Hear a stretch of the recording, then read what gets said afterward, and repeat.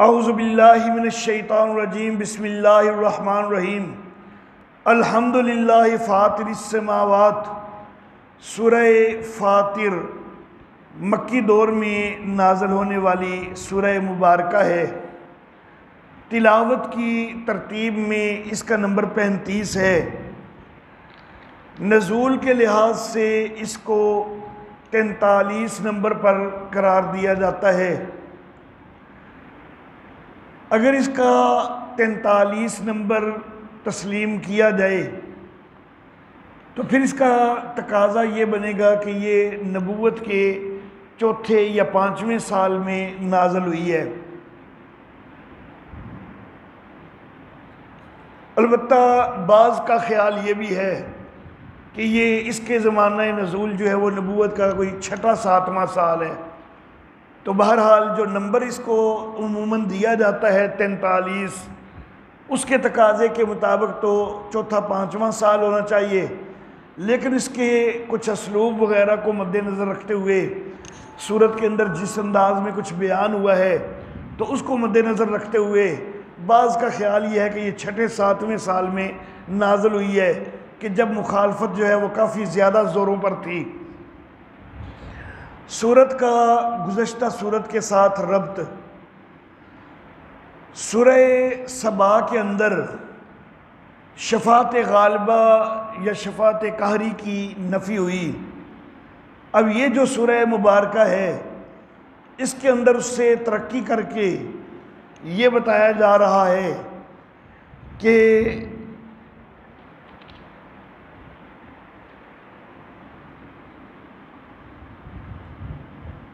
جن کو اللہ کے سوا پکارتے ہیں وہ متصرف فی الامور بھی نہیں ہیں، تو اس لیے غیر اللہ کی پکار نہیں ہونی چاہیے، پکار صرف اللہ ہی کی ہونی چاہیے۔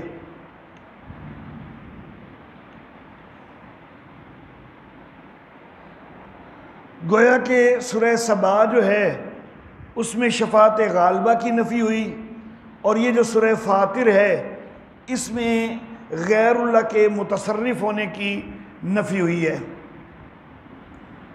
یہ تو گزشتہ سورت کے ساتھ ربط ہو گیا، لیکن یہاں پر اپنے والد محترم حضرت قاضی عصمت اللہ عاصمہ اللہ تعالی کے طرز کے مطابق میں تھوڑا ربط اگلی صورتوں کا بھی ذکر کرنا چاہوں گا۔ حضرت والد صاحب رحمہ اللہ وہ یہاں پر کچھ ربط اگلی صورتوں کے ساتھ بھی ذکر کیا کرتے تھے۔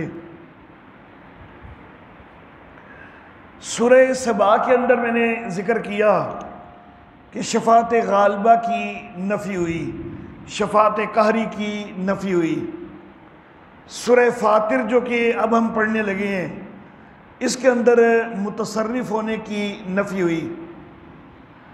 اس کے بعد جو اگلی 3 صورتیں آ رہی ہیں نا، سورہ یاسین، پھر سورہ صافات اور سورہ صاد، یہ تینوں صورتیں جو ہیں یہ سورہ سبا سے متعلق ہیں۔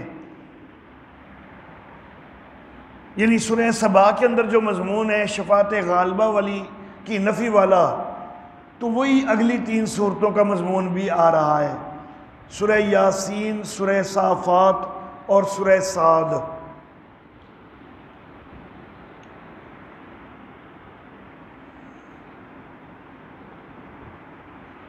اس کے بعد ایک سورت آ رہی ہے سورہ زمر۔ سورہ زمر جو ہے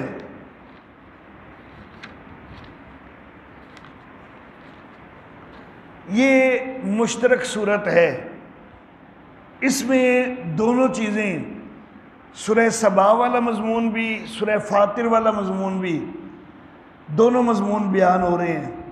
سورہ سبا والا مضمون یہ کہ شفاعت غالبہ کی نفی، اور سورہ فاطر کا مضمون کہ متصرف فی الامور ہونے کی نفی۔ تو سورہ زمر کے اندر یہ دونوں مضمون آ رہے ہیں۔ سورہ زمر کے بعد 7 صورتیں ہیں جن کو حوامیم سبا کہا جاتا ہے۔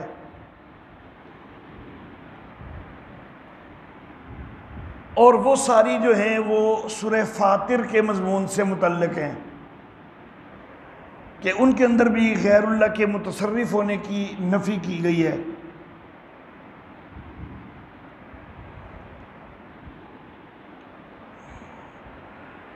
البتہ وہ جو حوامیم سبع ہیں ان میں کسی نہ کسی ایک آدھ مقام پر شفاعت غالبہ والا مضمون بھی موجود ہے، لیکن زیادہ جو ہے وہ متصرف فی الامور ہونے کی نفی کی گئی ہے۔ تو یہ اگلی کافی ساری صورتوں کا ربط بھی بن گیا کہ آگے جو 3 صورتیں آ رہی ہیں وہ سورہ سبا کے مضمون سے متعلق ہیں، شفاعت غالبہ کی نفی ہو رہی ہے ان میں۔ پھر سورہ زمر وہ مشترک ہے، اس میں سورہ سبا کا مضمون بھی ہے، سورہ فاطر کا مضمون بھی ہے، اور اس کے بعد 7 صورتیں حوامیم سبع، تو ان میں سورہ فاطر کا مضمون ہے کہ متصرف فی الامور کی نفی ہو رہی ہے غیر اللہ سے۔ یہ تو ربط ہو گیا پچھلی صورتوں سے بھی اور اگلی صورتوں سے بھی۔ اب سورت کا خلاصہ، سورہ فاطر کے اندر 11 دلائل عقلیہ آئے ہیں، ان میں سے 10ویں دلیل جو ہے وہ اس مسئلہ سے متعلق ہے کہ عالم الغیب صرف اللہ ہے، کوئی اور عالم الغیب نہیں ہے۔ 11 دلائل میں سے صرف 10ویں دلیل وہ مسئلہ علم غیب سے متعلق ہے۔ باقی جو 10 دلائل ہیں تو وہ مسئلہ کارساز سے متعلق ہیں کہ کارساز اور مختار اللہ ہی ہے، کوئی اور کارساز اور مختار نہیں ہے۔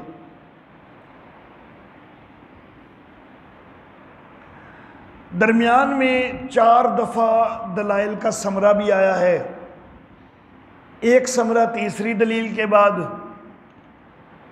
دوسرا چوتھی دلیل کے بعد، تیسرا 7ویں دلیل کے بعد، اور چوتھا 10ویں دلیل کے بعد۔ ان میں سے جو آخری 2 ثمرے ہیں 7ویں اور 10ویں دلیل کے بعد، وہ خاص طور پر بڑے اہم ہیں۔ مزید اس صورت کے اندر توحید اور شرک اور مشرک اور موحد ان کے حال کو مثالوں کے ساتھ واضح بھی کیا گیا ہے۔ اس کے علاوہ کچھ زجر، شکاوہ، تسلی، تخویفات وغیرہ ہیں۔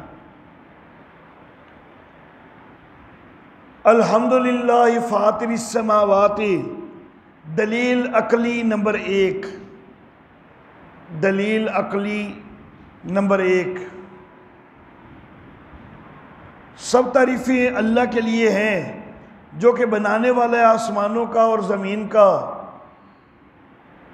جاعل الملائکۃ، وہ فرشتوں کو پیغام پہنچانے والا بنانے والا ہے، فرشتوں کو یہ پیغام پہنچانے کی ذمہ داری لگانے والا بھی وہ اللہ ہی ہے۔ کون سے فرشتے؟ اولی اجنحۃ، جو کہ پروں والے ہیں، 2 پر بھی ہیں کئیوں کے، اور 3 بھی ہیں، اور 4 بھی ہیں۔ یزید فی الخلق ما یشاء، اللہ اپنی تخلیق میں جتنا چاہتا ہے اضافہ کر دیتا ہے، جیسا کہ جبریل امین کے پر جو ہیں وہ ایک حدیث مبارکہ کے اندر 600 ذکر ہوئے ہیں، تو یہاں پر صرف 2 3 4 تک کا ذکر ہوا، لیکن ساتھ یہ ہے کہ اللہ جتنا چاہتا ہے اضافہ بھی کرتا ہے، تو جبریل امین کے 600 پروں کا تذکرہ بھی آتا ہے۔ ان اللہ علی کل شیء قدیر، بے شک اللہ ہر چیز پر قادر ہے۔ ما یفتح اللہ للناس، دلیل عقلی نمبر 2،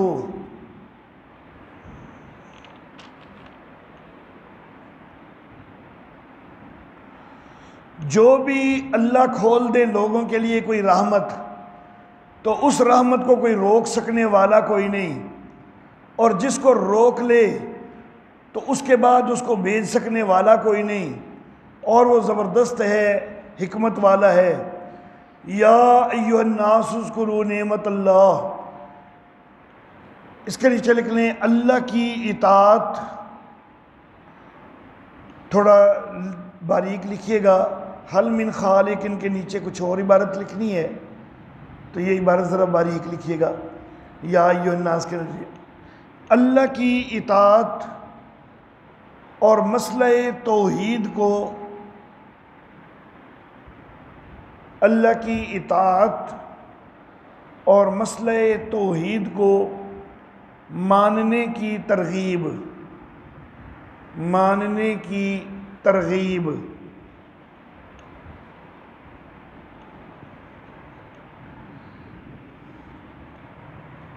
آگے ساتھ ہی جو آ رہا ہے حل من خالق غیر اللہ، دلیل عقلی نمبر 3، یہ بھی ذرا باریک لکھیے گا۔ دلیل عقلی نمبر 3 علی سبیل الاعتراف من الخصم، دلیل عقلی نمبر 3 علی سبیل الاعتراف من الخصم۔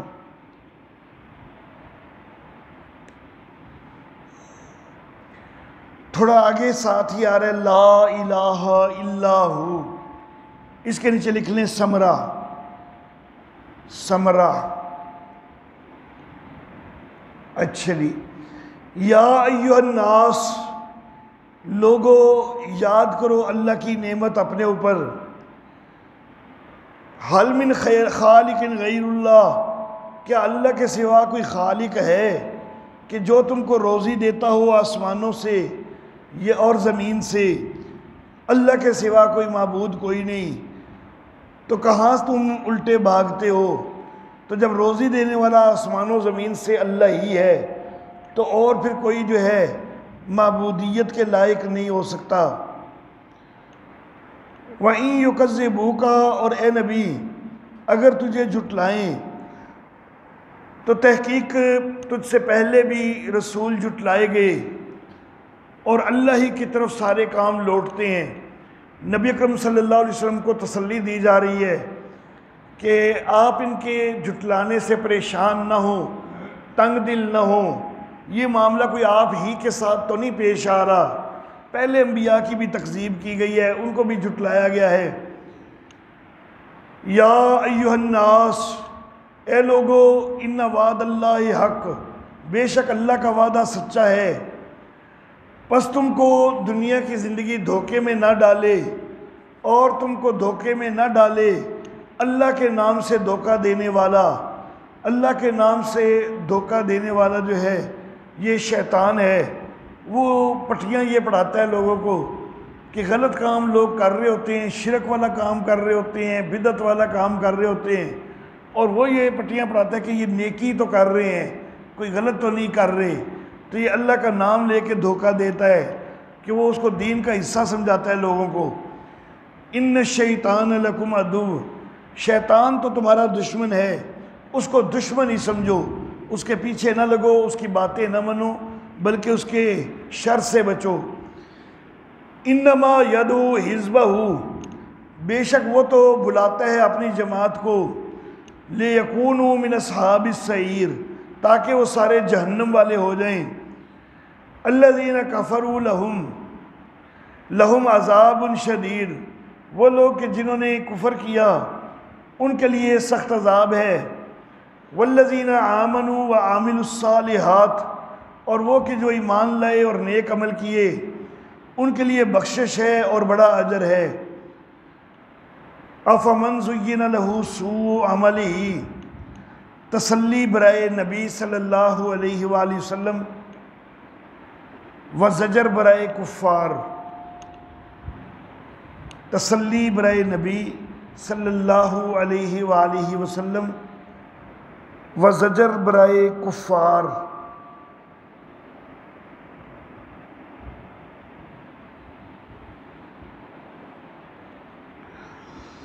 افمن زین لہ سوء عملہ، بلا وہ کہ جس کے لیے اس کے برے اعمال کو مزین کیا گیا پھر وہ ان کو اچھا سمجھتا ہے۔ بس بے شک اللہ جس کو چاہے گمراہ کرتا ہے اور وہ ہدایت دیتا ہے جس کو چاہتا ہے۔ برے عمل کو مزین کیا گیا، صرف دو عمل ایسے ہیں کہ جو برے ہوتے ہوئے مزین ہوتے ہیں، باقی برے اعمال جو ہیں نا وہ مزین نہیں ہوتے۔ چوری ہے، چور کو احساس ہوتا ہے کہ میں غلط کر رہا ہوں، وہ عمل اس کے لیے مزین کوئی نہیں۔ زنا ہے، زانی کو احساس ہوتا ہے کہ کر غلط ہی رہا ہوں، وہ اس کے لیے مزین نہیں۔ قتل ہے، ڈکیتی ہے، رشوت خوری ہے، سود خوری ہے، یہ سارے جتنے گناہ ہیں نا تو مرتکب جو ہے اس کو احساس ضرور ہوتا ہے کہ میں غلط ہی ہوں، لیکن دو گناہ ایسے شیطان مزین کر کے پیش کرتا ہے نا کہ اس پہ تو اس کا مرتکب جو ہے وہ سمجھتا ہے کہ میں نیکی کر رہا ہوں، اور وہ دو گناہ شرک اور بدعت والے ہیں۔ شرک کرنے والا کہتا ہے کہ میں اللہ کے ولیوں کو ہی جو ہے نا وہ پکار رہا ہوں نا، تو اللہ کے ولی جو ہے اللہ کے دوست ہیں، ان کو پکارنے میں بھلا کیا حرج ہے، اللہ تو خوشی ہوگا کہ میں ان کے دوستوں کو پکارتا ہوں۔ بدعت والا بھی یہ گمان کرتا ہے کہ نیک ہی کام کر رہا ہوں، قرآن ہی میں پڑھ رہا ہوں، میں کیا غلط کر رہا ہوں۔ تو شرک اور بدعت یہ دو گناہ ایسے ہیں کہ ان کے کرنے والے کو ان کے اعمال مزین کر کے پیش کیے جاتے ہیں۔ اللہ جس کو چاہتا ہے گمراہ کرتا ہے اور جس کو چاہتا ہے ہدایت دیتا ہے، لیکن یہ جس کو چاہتا ہے گمراہ کرتا ہے، اس کی بنیاد یہی ہے کہ جو شک اور ریب کے اندر آگے بڑھے وہ گمراہ ہوتا ہے، اور دوسری طرف جو انابت کرے، جو ہدایت کو سوچے تو اس کو ہدایت ملتی ہے۔ فَلَا تَذْهَبْ نَفْسُكَ عَلَيْهِمْ حَسَرَاتٍ، بس تو اپنی ذات کو ہلکان نہ کر ان کے اوپر افسوس کھاتے ہوئے، تو اپنی جان کو نہ نکال ان کے اوپر افسوس کھاتے ہوئے، بے شک اللہ جاننے والا ہے جو کچھ وہ کرتے ہیں۔ واللہ الذی ارسل الریاح، دلیل عقلی نمبر 4،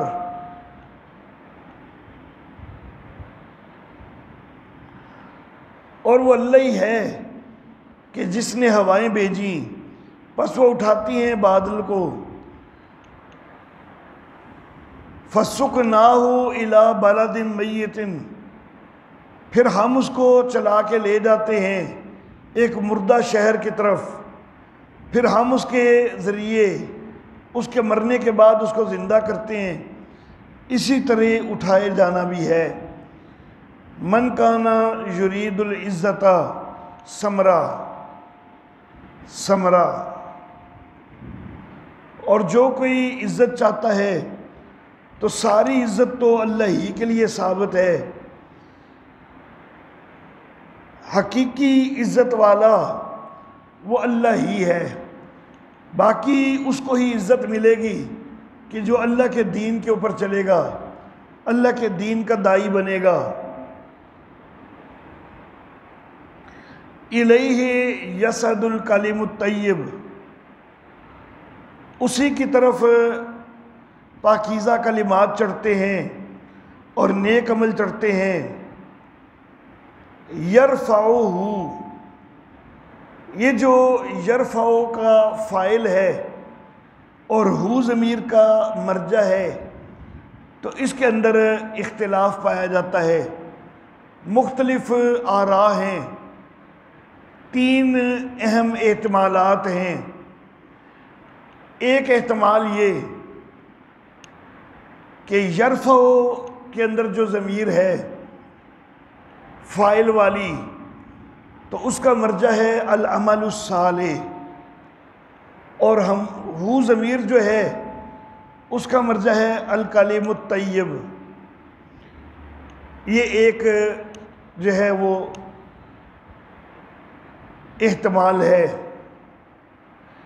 کہ یرفع کا فاعل العمل الصالح ہے اور الکلم الطیب جو ہے یہ ہو ضمیر کا مرجع ہے۔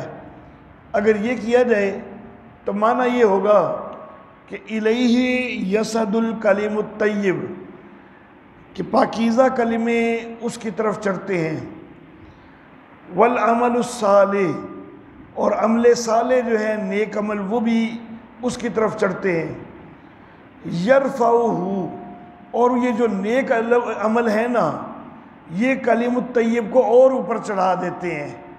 نیک عملوں کی وجہ سے الکلم الطیب پاکیزہ کلمات یہ اور اوپر چلے جاتے ہیں۔ پاکیزہ کلمات سے انسانی عقائد وہ خاص طور پر مراد ہیں، تو انسان کے عقائد کا جو درجہ ملنا ہے وہ اور زیادہ مل جاتا ہے۔ تو یہ ایک تعبیر ہے۔ دوسری تعبیر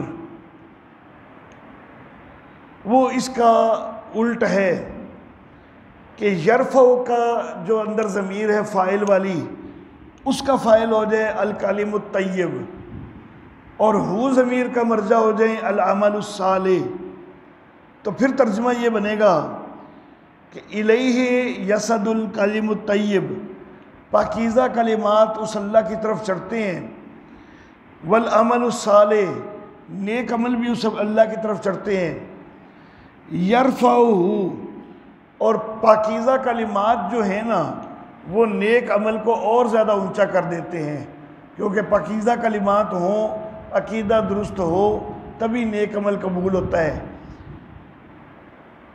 یہ دوسرا احتمال ہو گیا، دوسری تعبیر ہو گئی۔ تیسری تعبیر یہ کہ یرفع کے فاعل کی ضمیر کا مرجع ہے اللہ رب العزت، اور ہو ضمیر جو ہے اس کا مرجع ہے العمل الصالح، تو پھر ترجمہ یوں ہوگا کہ اسی کی طرف پاکیزہ کلمات چڑھتے ہیں اور نیک عمل بھی چڑھتے ہیں، اور اللہ نیک اعمال کو اور زیادہ بلند کر دیتا ہے۔ تو یہ تین مختلف احتمالات ہو سکتے ہیں۔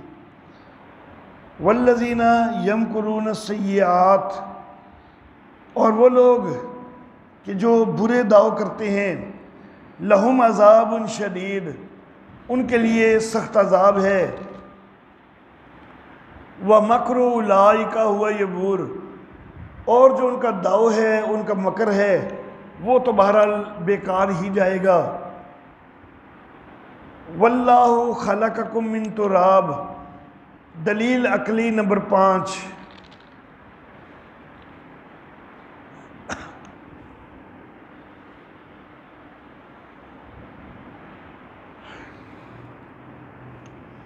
دلیل عقلی نمبر 5، اور اللہ ہی ہے کہ جس نے تم کو پیدا کیا مٹی سے، پھر پانی کی بوند سے، پھر تم کو جوڑے جوڑے بنایا، اور کوئی مادہ نہیں اٹھاتی اور نہ ہی وہ جنتی ہے، مگر سب اس کے علم میں ہے، اللہ کے علم میں ہے،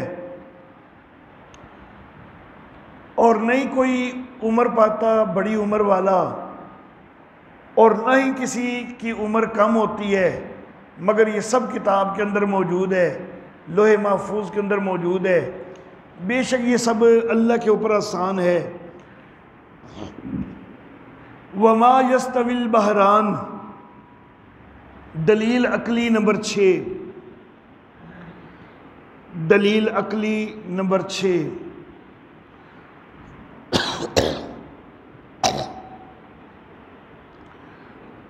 برابر نہیں ہے دو دریا، یہ میٹھا ہے، پیاس بجھانے والا ہے، خوشگوار ہے اس کا پینا، اور یہ جو دوسرا ہے یہ کھاری اور کڑوا ہے، اور تم ان میں سے ہر ایک میں سے تازہ گوشت بھی کھاتے ہو اور زیور بھی نکالتے ہو کہ جس کو تم پہنتے ہو، میٹھے دریاؤں سے بھی کئی مچھلیاں حاصل ہوتی ہیں، اور کھاری دریا جو ہیں ان سے بھی مچھلیاں حاصل ہوتی ہیں، موتی، مونگے، زیور وغیرہ میٹھے دریا سے بھی حاصل ہوتے ہیں، کھاری دریا سے بھی۔ وَتَرَى الْفُلْكَ، اور تو کشتی کو دیکھے کہ وہ اس کے اندر چل رہی ہے۔ اچھا جی،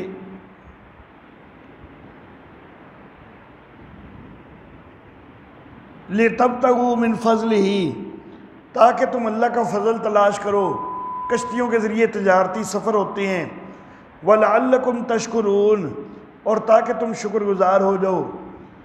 یولج اللیل فی النہار، دلیل عقلی نمبر 7،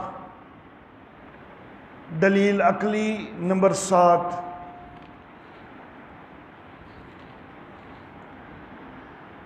داخل کرتا ہے رات کو دن میں اور داخل کرتا ہے دن کو رات میں، کہ دن کے اوقات رات میں داخل ہو کے رات لمبی ہو جاتی ہے، بعض اوقات رات کے اوقات دن میں داخل ہو کے دن لمبے ہو جاتے ہیں۔ اور اس نے مسخر کیا سورج کو اور چاند کو، کل یجری لأجل مسمی، ہر ایک دوڑ رہا ہے ایک مقرر وقت تک۔ ذالکم اللہ ثمرہ، 7ویں اور 10ویں دلیل کے بعد کا جو ثمرہ ہے اس کے متعلق میں نے کہا تھا کہ بڑی اہمیت والا ہے۔ تو ایک ثمرہ یہ ہو گیا، ذالکم اللہ، یہ ہے اللہ تمہارا رب، اسی کی بادشاہت ہے، اور جن کو تم اس کے سوا پکارتے ہو وہ تو کھجور کی گٹھلی کا جو چھلکا ہے اس کا بھی وہ اختیار کوئی نہیں رکھتے۔ اگر تم ان کو پکارو تمہاری پکار سنتے کوئی نہیں، اور اگر سن بھی لیں تو تمہاری پکار پہ پہنچتے کوئی نہیں۔ قیامت والے دن تمہارے شرک کا انکار کریں گے اور تجھے خبر نہیں دے گا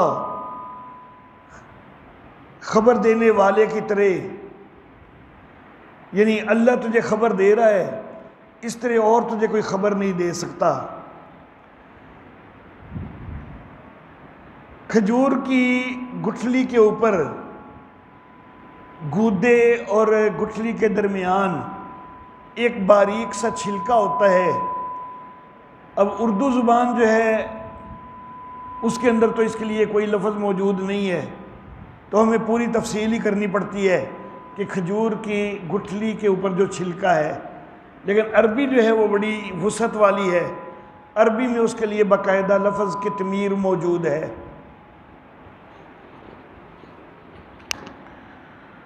اللہ واللہ،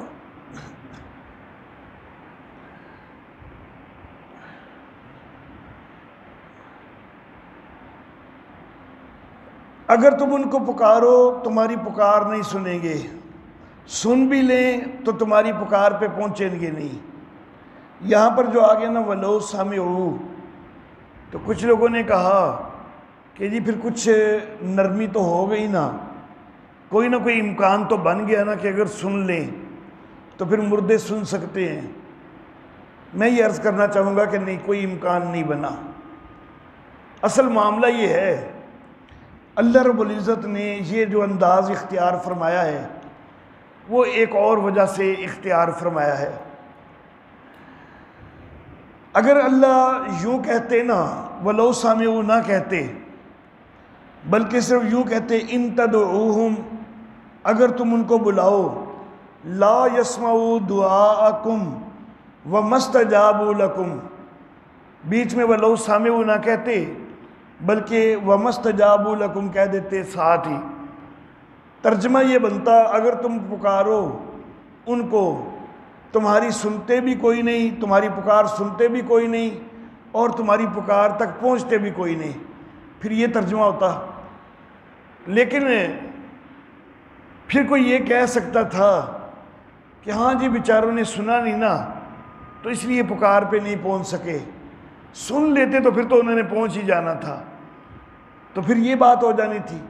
اس بات کا رد کرنے کے لیے اللہ نے کہا کہ وَلَوْ سَمِعُوا، سن بھی لینا تو پھر بھی پکار پر کوئی نہیں پہنچ سکتے، تو تاکہ پکار پر پہنچنے کی نفی وہ پکی طرح ہو جائے، تو اس کو پکا کرنے کے لیے یہ وَلَوْ سَمِعُوا کا لفظ جو ہے اس کا اضافہ کیا۔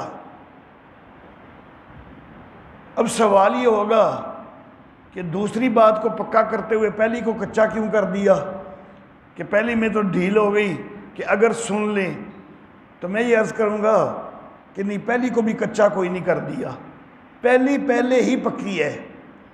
کیوں؟ اس لیے کہ پہلی کے لیے جو جملہ استعمال ہوا ہے ان تدعوہم، اگر تم ان کو پکارو، لا یسمعوا دعاءکم، تو وہ تمہاری پکار سنتے کوئی نہیں۔ یہ جملہ خبریہ ہے، اور جملہ خبریہ جو ہوتا ہے نا، اس کے اندر تو نسخ بھی نہیں چلتا۔ جو انشائیہ جملے ہوتے ہیں جن کے اندر کوئی حکم ہوتا ہے تو احکام تو تبدیل ہو سکتے ہوتے ہیں، کیونکہ احکام مواقع کی مناسبت سے ہوتے ہیں۔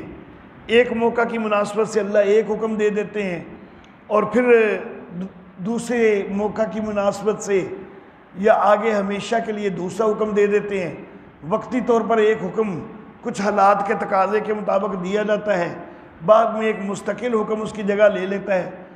تو امر جو ہیں، حکم جو ہیں، ان کے اندر تو نسخ چلتا ہے، لیکن جو خبر ہوتی ہے نا، تو اللہ ایک خبر دیں تو خبر کے اندر بعد میں اگر نسخ چلے تو پھر تو معاذ اللہ یہ بنے گا نا کہ پہلے اللہ نے نہیں سی پتا، پہلے خبر جھوٹی دے دیتی سی اللہ نے، تو یہ چیز جو ہے یہ تو سیدھا سیدھا کفر ہو جائے گا۔ تو اس لیے خبر کے اندر نسخ بالکل نہیں چلتا۔ تو اب پہلا جملہ جب خبریہ ہے تو اس میں نسخ تو ہو نہیں سکتا، تو وہ تو پکا ہی پکا ہے۔ تو وہ چونکہ جملہ خبریہ ہونے کی وجہ سے پہلے ہی پکا تھا، اس کو تو مزید پکا کرنے کی ضرورت کوئی نہیں تھی، اور نہ ہی وہ کسی بھی طرح کچا ہو سکتا تھا، تو اس لیے دوسرے کو بھی پکا کرنے کے لیے ولو سمعوا بڑھا دیا۔ لیکن اس ولو سمعوا سے پہلا کچا کوئی نہیں ہو سکتا، کیونکہ پہلا کچا تو تب ہوتا کہ خبر کے اندر معاذ اللہ کوئی نسخ ہو سکتا ہوتا، لیکن خبر کے اندر نسخ ماننا وہ تو کفر کی طرف لے جانے والا ہے۔ اللہ اکبر۔ وَيَوْمَ الْقِيَامَةِ يَكْفُرُونَ بِشِرْكِكُمْ، قیامت والے دن تمہارے شرک کا انکار کریں گے۔ چند روز پہلے سماع موتا کے حوالہ سے تھوڑی سی میں نے گفتگو کی تھی۔ دورہ تفسیر کے اندر زیادہ لمبی چوڑی تفصیل کا وقت تو نہیں ہوتا، دورہ حدیث کے اندر زیادہ تفصیل بیان کر دی جاتی ہے، دورہ تفسیر میں مختصر بات کی جاتی ہے۔ میں نے ذکر کیا تھا کہ فتویٰ نہیں لگتا ان لوگوں پر کہ جو دور و نظر، جو عند القبر سماع کے قائل ہیں، جو ہر جگہ سے سننے کا قائل ہو، اس کے اوپر تو فتویٰ لگے گا، کیونکہ ہر جگہ سے سننا وہ اللہ رب العزت کی صفت ہے۔